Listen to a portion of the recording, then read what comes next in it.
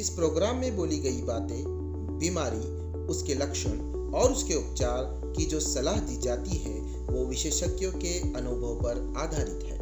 इस प्रोग्राम का मकसद आपको जागरूक करना है। किसी भी सलाह को अमल में लाने से पहले अपने डॉक्टर से जरूर पूछ लें। सब कुछ सेहत प्रोग्राम आपको अपने आप दवाइयाँ लेने की सलाह नहीं देता है। मैं हूं सैयद तौसीफ अली और आप देख रहे हैं सब कुछ सेहत, एससी न्यूज़ का स्पेशल हेल्थ शो, जहां पर बात होती है आपकी और हमारी सेहत की। हर एपिसोड के आखिर में हम आपसे कहते हैं कि आप हमें आपकी हेल्थ प्रॉब्लम हमसे शेयर करें, उसका जवाब हम डॉक्टरों की मदद से आपको देने की कोशिश करते हैं। पिछले कुछ दिनों में हमें बहुत सारे मेल रिसीव हुए जिसे हमने जांच पड़ताल की और हमें पता चला कि ऐसी कुछ 6 समस्याएं हैं, कॉमन ओरल डेंटल प्रॉब्लम्स है, जिसे आमतौर पर हम मुंह और दांतों की समस्या कहते हैं। वो हर व्यक्ति के जीवन में होती है। तो वो 6 प्रॉब्लम क्या है? जैसे कि सबसे पहले सेंसिटिविटी यानी दांतों में झंझनाहट होना, दूसरा रूट कैनाल इन्फेक्शन यानी दांतों के रूट में इन्फेक्शन होना, तीसरा जिसे आप एक्स्ट्रा दांत कहते हैं कि बहुत सारे दांत एक्स्ट्रा निकल जाते हैं अलग अलग, वो, चौथा गैप बिटवीन द टीथ यानी दांतों के बीच में गैप होना, पांचवा विजडम टूथ यानी अक्कलदार जिसे कहा जाता है, और लास्ट जिसे जिंजिवाइटिस यानी जो मसूड़ों में सूजन आ जाती है उसके बारे में। इन सारी समस्याओं का हल जानने के लिए, इन समस्याओं के बारे में महत्वपूर्ण जानकारी लेने के लिए हम पहुंचे हैं सिल्लोड शहर के अजंता डेंटल क्लिनिक पर। अब मेरे साथ मौजूद है डॉक्टर रईस अहमद, जिनसे हम जानेंगे इन कॉमन 6 जो समस्याएं हर व्यक्ति के जीवन में होती है, इसका हल और ये किस वजह से होती है और इसके लिए क्या क्या प्रिकॉशंस लेने चाहिए। तो sir, welcome to the show.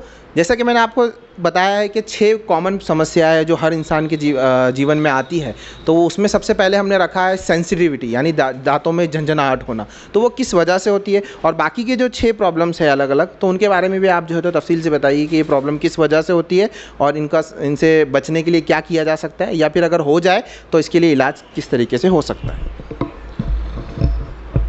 सबसे पहले मैं एससी न्यूज़ का बहुत बहुत तहे दिल से शुक्रगुज़ार हूँ कि उन्होंने यहाँ मेरे अजंता डेंटल क्लिनिक पे आकर हमें इसका मौका दिया कि हम कुछ उनके कॉमन जो आम लोगों के जो कॉमन प्रॉब्लम्स होते हैं उसका हम हल बता सके।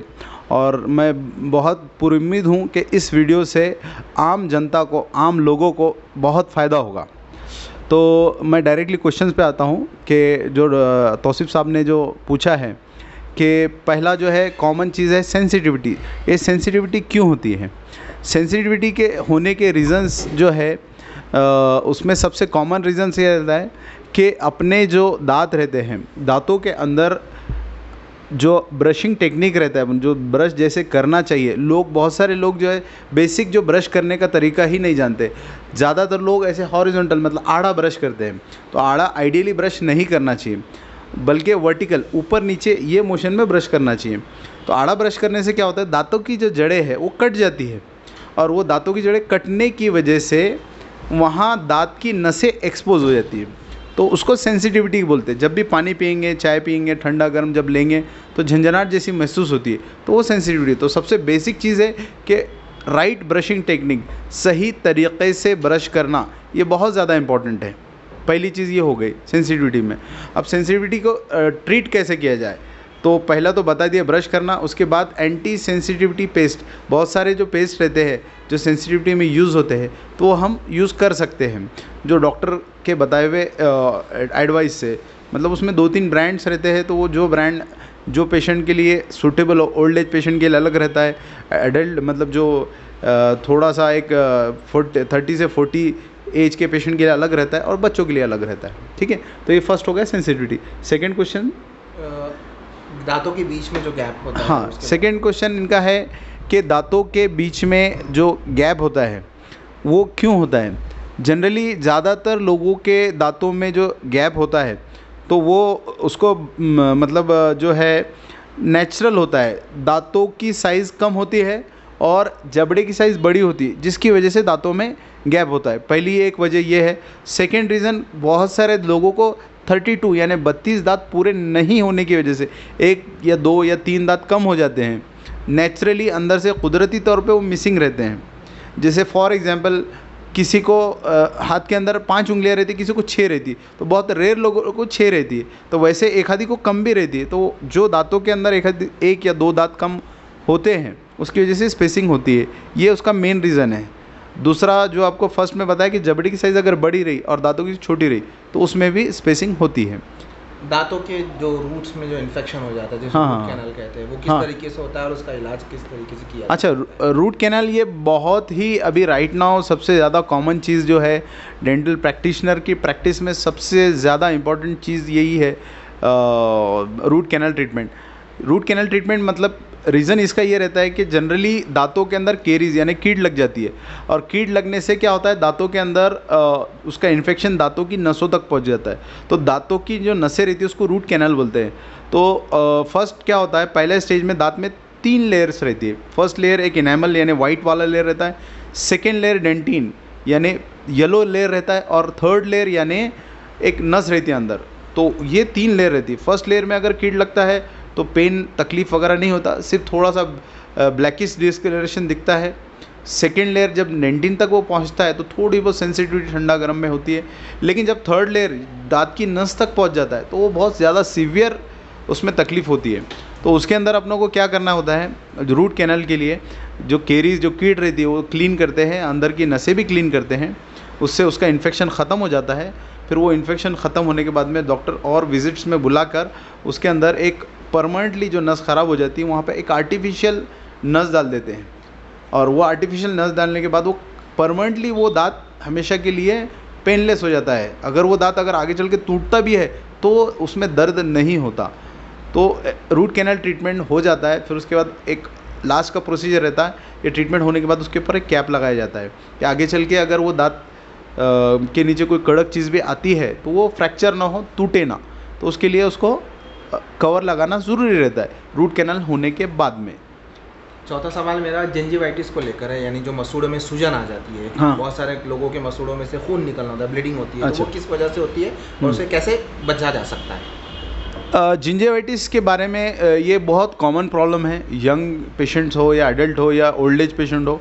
सबसे इम्पॉर्टेंट जिंजिवाइटिस का रीज़न है बैड ओरल हाइजीन, मतलब हम सही तरीके से अपने दांतों को, अपने मुंह को साफ़ नहीं करते। सबसे इम्पॉर्टेंट चीज़ रहती है कि नाइट में सोने से पहले ब्रश करना।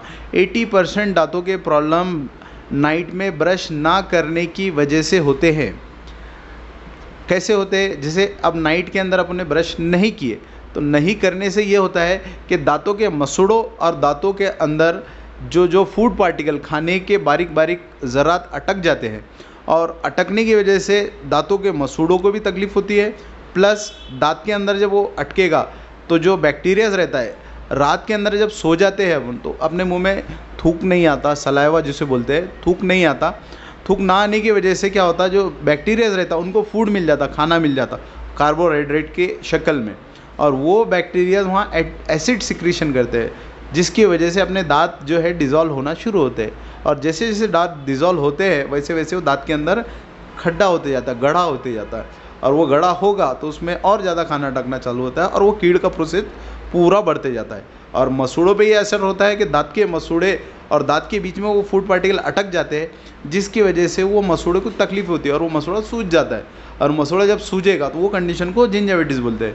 और जो मसूड़ा सूजने के बाद क्या होता है, धीरे धीरे दांत का मसूड़ा नीचे की तरफ आ जाता है, और जैसे जैसे दांत का मसूड़ा नीचे आएगा दांत के अंदर मोबिलिटी मतलब हिलना चालू हो जाता है। एक्चुअल में अपने जो दांत रहते हैं ये 25% विजिबल रहते हैं, सिर्फ 25% दिखते हैं, और 75% अंदर गड़े हुए रहते हैं बोन के अंदर, हड्डी के अंदर। और ये जो कंडीशन में जिंजिवाइटिस में उसकी अगली कंडीशन रहती है पेरोडोंटाइटिस। पेरोडोंटाइटिस का मतलब ये होता है कि दांत के बाजू का जो भी स्ट्रक्चर है, जैसे मसूड़ा, हड्डी, और जो दांत को और मसूड़े को पकड़ने वाले जो एक फाइबर्स रहते हैं ग्रिप, तो वो फाइबर्स और वो बोन और वो मसूड़ा पूरा नीचे आ जाता है। और जैसे जैसे वो मसूड़ा नीचे आता जाएगा दांत का जो मतलब जो स्ट्रेंथ है वो कमज़ोर हो जाता है दांत, और कमज़ोर होने के बाद वो हिलने लगता है। तो ये पहला स्टेप रहता है जिंजिवाइटिस, उसके बाद वाला पेरिडोंटाइटिस। और पेरिडोंटाइटिस में बैड स्मेल भी आता है, और मतलब उसके ऊपर कैलकुलस मतलब एकदम एक लेयर जम जाता है दांत के ऊपर, जिसकी वजह से वो धीरे धीरे धीरे धीरे सारा मसूड़ा नीचे आ जाता है और दांत कुछ दिनों के बाद हिल के गिर भी जाते हैं। तो सबसे इम्पॉर्टेंट बेसिक अपना ये प्रॉब्लम है, दांतों के अगर अपनों को अच्छे से हिफाजत करना है तो ये अल्टीमेट चीज़ है कि रोज़ रात में सोने से पहले ब्रश किया जाए। 80% प्रॉब्लम इसी वजह से होते हैं। मॉर्निंग में तो करना ही है, लेकिन 80% प्रॉब्लम अपनों को नाइट में ब्रश ना करने की वजह से होते हैं। तो ये जिंजाइटिस के बारे में बताया मैंने। आखिर के जो दो कॉमन भी है और अनकॉमन भी है, जैसे कि एक्स्ट्रा दांत निकल आ जाना, Yes. ये, और दूसरा विजडम टूथ यानी अक्कल दांत, ये दोनों को ही मैं एक समान आपसे सवाल पूछूंगा कि ये दोनों किस तरह से आते हैं और इसके लिए इलाज की क्या प्रक्रिया हो सकती है, इलाज किस तरीके से किया जा सकता है? पहले मैं आपको एक्स्ट्रा टूथ के बारे में बताता हूँ कि पहले जब आपने मेरे से क्वेश्चन पूछा स्पेसिंग के बारे में कि भाई स्पेसिंग क्यों होती है, तो दांतों में जो मैंने दो आपको बताया था, एक पहला कि जबड़े की साइज़ बड़ी होती है, दांतों की साइज़ छोटी होती है, या सेकेंड दांत कुछ कम रहते हैं, 32 में से 31, 30 जो भी रहते हैं उसकी वजह से होती है। इसका अपोजिट इसका आंसर है। जैसे कि जनरली एक्स्ट्रा दांत किसी को नहीं रहते, ज़्यादातर वो जो दांत रहते हैं जबड़े की साइज़ छोटी होती है और दांतों की साइज़ बड़ी होती है, उसकी वजह से वो जबड़े के अंदर वो साइज़ आ नहीं पाती, तो वो दांत आगे पीछे हो जाते, एक लाइन में नहीं खड़े हो सकते। जैसे कि एक रूम है, उसके अंदर अपन 10 लोग लाइन में खड़े कर सकते हैं, अगर 12 अगर अपन ने डाल दिया तो उनको आगे पीछे सरकना पड़ेगा, तभी जाके वो एडजस्ट होंगे। तो वैसे ही अपने आगे पीछे दांत हो जाते हैं, ये एक रीज़न है। दूसरा, जबड़े की साइज़ छोटी, जनरली अभी आजकल के ज़माने में ऐसा हो गया है कि दांतों का यूज़ उतना नहीं रहा। पहले ज़माने में जो लोग हैं एकदम मतलब रफ़ फूड खाते थे, फॉर एग्जांपल गन्ने खाते थे, भुट्टे खाते थे, और जो गोश्त भी खाते थे या फिर जो भी खाते थे नॉन वेज वगैरह, तो ये सब रफ़ फॉर्म में खाते थे। अभी जो प्रेशर कुकर में डाल के पूरा गला के, मतलब जब मुंह में डाल दो और वो अंदर चला जाए, ऐसा, मतलब दांतों का फंक्शन ही नहीं हो रहा। और दांतों का फंक्शन ना होने की वजह से अपने जबड़े की साइज़ भी छोटे होती जा रही है। और जो नंबर ऑफ टूथ पहले 32 बोलते थे कि भाई 32 दांत है, अभी बहुत सारे लोगों को 32 दांत ही नहीं हो रहे, 28, 28, मतलब जो दांत लास्ट की जो अक्कल दाढ़े रहती, ऊपर के जबड़े में 2 और नीचे के जबड़े में 2, तो वो अक्कल दाढ़े ही नहीं आ रही लोगों को, या फिर अक्कल दाढ़े अंदर ही अटक जा रही है, तो वो रूडिमेंट्री टूथ हो जा रहे हैं। अब जो ये रीज़न हो गया क्राउडिंग का, तो एक क्राउडिंग बोले तो आगे पीछे जो दांत होते हैं उसको ऑर्थोडोंटिकली, मतलब उसको क्लिप लगा के उसको दुरुस्त किया जा सकता है। तो वो अगर इनिशियल स्टेज में हो गया, फॉर एग्जांपल अगर बच्चे की जो कम उम्र के अंदर, जैसे कि अगर बच्चा 8 से 10 साल का है और मैक्सिमम 15-16 साल, ये एज के अंदर अगर उसका ट्रीटमेंट कर लिया जाए, क्राउडिंग जो एक्स्ट्रा टूथ बोल रहे, तो वो बगैर दांत निकाले हो जाता है। लेकिन ये आफ्टर ये एज के, जैसे कि 18-20 अगर एज हो जाता है, तो वो एज के अंदर इसका ट्रीटमेंट दांत निकाले बगैर पॉसिबल नहीं रहता ज़्यादातर लोगों के अंदर।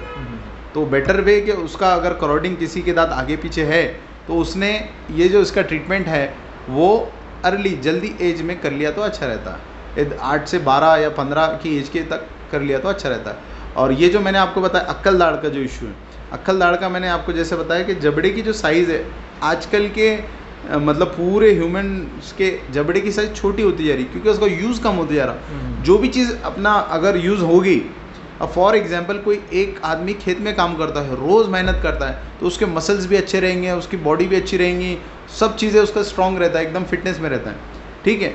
दूसरा, जो लोग जिम में जाते हैं, रेगुलर एक्सरसाइज करते हैं, तो उनकी बॉडी फिटनेस में रहती है। और जो लोग नहीं जाते तो वो उनका शेप बिल्कुल कैसे कैसे रहता है, जो भी आपको पता है। तो वैसे ही अपने जो जबड़े की जो साइज़ है वो किसके ऊपर डिपेंड है, अपनी जो फूड हैबिट्स है, अपन जो खाते हैं, तो ज़्यादातर बहुत सारी चीज़ें अपन जो खाते हैं बिल्कुल एकदम बारीक करके, पतला करके, तो ये जो चीज़ें हैं जैसे कि सब्जियां हैं, ये है, ये थोड़ा सा इन्होंने मतलब कच्चे फॉर्म में, जैसे कि ज़्यादा उसको गला के नहीं खाना चाहिए। जो भी नॉनवेज भी हो गया, ये भी हो गया, तो ये सारी चीज़ें थोड़ा सा अपन ने उसको ये करके नहीं खाने चाहिए गला के। तो उससे क्या होगा, जो आगे के जो दांत आने वाले हैं, जबड़े का यूज़ ज़्यादा होगा तो क्लीनिंग भी ज़्यादा होती। फॉर एग्जांपल कोई बहुत सारे पेशेंट एक ही साइड से खाना खाते, एक साइड से नहीं खाते, तो जिधर से खाना नहीं खाते उधर के दांत उनके येलो हो जाते, पीले हो जाते, और जिधर से खाना खाते उधर के दांत एकदम फ्रेश रहते, क्लीन रहते। तो कोई भी चीज़ अगर यूज़ में रही तो वो अच्छी रहती है, और अगर उसको नई चीज़ ला के रख दिया और यूज़ में नहीं रही तो उसको जंग लग जाता है। तो वैसे ही दांतों का भी है। और जो अक्कल दाढ़े है वो ज़्यादातर अगर किसी को दिक्कत देती है तो ज़्यादातर उनका ट्रीटमेंट अगर 18 से 20 साल की उम्र में अगर वो दाढ़े आ गई तो वो बराबर से फंक्शन करती है, चबाने में भी सब दिक्कत नहीं आती। लेकिन 20 साल के बाद वो जब दाढ़े आती है तो तकलीफ़ दे के आती है, पेशेंट को तकलीफ़ होती है जबड़े में से जब निकलती है, तो क्योंकि उसकी ग्रोथ, जॉ ग्रोथ ख़त्म हो जाती है। जॉ ग्रोथ ख़त्म होने के बाद जब दाढ़ आई तो वो आने में दिक्कत देती है। बहुत सारे लोगों को, अभी एक पेशेंट जस्ट मेरे पास आया था 42 ईयर्स की एज में, अब उसको अक्कल दाढ़ आ रही, क्योंकि उसको जगह ही नहीं थी निकलने के लिए। अब थोड़ी बहुत जगह मिली तो वो आ रही, लेकिन वो दाढ़ रखना पॉसिबल नहीं है, उसको निकालना ही पड़ेगा। तो वही अक्कल दाढ़ का प्रॉब्लम लेके आया था, उससे बार बार उसकी तकलीफ हो रही थी। तो अगर बार बार अक्कल दाढ़ की वजह से तकलीफ होती है और उसे निकाला जाता है तो कोई दिक्कत की बात नहीं है, क्योंकि वैसे भी वो फंक्शन में और काम में नहीं आते थे। और एक लास्ट एक क्लैरिफिकेशन करना है कि जो क्राउडिंग या जो बोल रहे हैं कि आगे पीछे दांत हो जाते हैं और एक्स्ट्रा टूथ, इसके अंदर ये डिफरेंस है कि क्राउडिंग में पूरे 32 टीथ रहते हैं और एक्स्ट्रा टूथ यानी 33rd या 34 34वां या 35वां दांत, जो भी एक्स्ट्रा दांत आते हैं, ठीक है। तो उसके अंदर समझ लो जो एक्स्ट्रा दांत है वो आप आइडेंटिफाई नहीं कर सकते। बहुत बार ऐसा होता है कि अपने दूध के दांत ही बचे हुए रहते हैं, वहां पे गिरते नहीं, तो अपन सोचते कि वो एक्स्ट्रा दांत है। कभी कभी ऐसा भी होता है कि दूध के दांत नहीं गिरते, और कभी कभी ऐसे होता है कि एक्स्ट्रा टूथ आता है अपनों को बीच में और वो अपन उसको सही से आइडेंटिफाई नहीं कर पाते। तो ये अपने दांत एक्स्ट्रा है या फिर दूध के दांत नहीं गिरे, ये सारा अगर आपको जानना है तो आपको एक डेंटिस्ट को कंसल्ट करना ही पड़ेगा। से एक बार मैं एससी न्यूज़ के संपादक जो है हमारे तौसीफ साहब का बिल्कुल तहे दिल से शुक्रिया अदा करता हूँ कि उन्होंने हमें इस एक लोगों की जन जागृति करने के लिए एक वीडियो बनाने का मौका दिया। मेरी तरफ से, मेरे अजंता डेंटल क्लिनिक की पूरी टीम की तरफ से उनका बहुत बहुत शुक्रिया अदा करता हूँ। ये थे डॉक्टर रईस अहमद, जिन्होंने अपने कॉमन 6 प्रॉब्लम्स के बारे में हमें बहुत सारी डिटेल में मालूमात और इन्फॉर्मेशन देने की कोशिश की। मैं समझ सकता हूं कि दर्शक इस इन्फॉर्मेशन, महत्वपूर्ण जानकारी का सही जो है तो उपयोग करेंगे और अमल में लेकर आएंगे, और जो भी हेल्थ टिप्स इन्होंने कही है खास तौर पर दांतों को लेकर, उसको अमल में लाने की कोशिश करेंगे। अगर आप ये हमारा प्रोग्राम फेसबुक या इंस्टाग्राम पर देख रहे हैं तो हमारे पेज को ज़रूर लाइक करें, और अगर यूट्यूब पर देख रहे हैं तो हमारे चैनल को ना सिर्फ सब्सक्राइब करें बल्कि बेल आइकन भी जरूर दबाएं, ताकि सब कुछ सेहत और दूसरी न्यूज़ आपकी मोबाइल स्क्रीन तक सीधे पहुंच जाए। अगर आप डॉक्टर हैं और हमारे साथ इस प्रोग्राम में जुड़ना चाहते हैं, स्क्रीन पर दिख रहे मेल पर हमें मेल करना ना भूलें। सब कुछ सेहत में, बस इतना ही। सैयद तौसीफ अली को दीजिए इजाज़त।